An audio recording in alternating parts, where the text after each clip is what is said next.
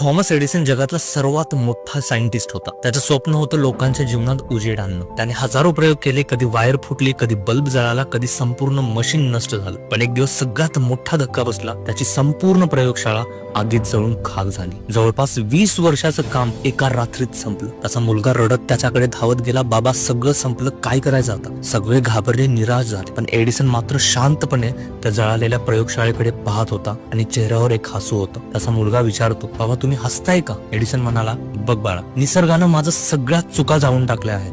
आता पुन्हा सुरुवात करण्यासाठी स्वच्छ जागा मिळाली आहे. त्या रात्री तो राखेतून चालत होता, पण मनात पुन्हा निर्माण करण्याची आग होती. त्याने दुसऱ्याच दिवशी नवीन प्रयोग सुरू केला आणि काही महिन्यात जगाला दिला पहिला इलेक्ट्रिक बल्ब, ज्याने अंधाराला हरवलं. या कथेचा अर्थ खूप खोल आहे मित्रांनो. जळालेली प्रयोगशाळा ही एडिसन साठी शेवट नव्हती, ती तर सुरुवात होती.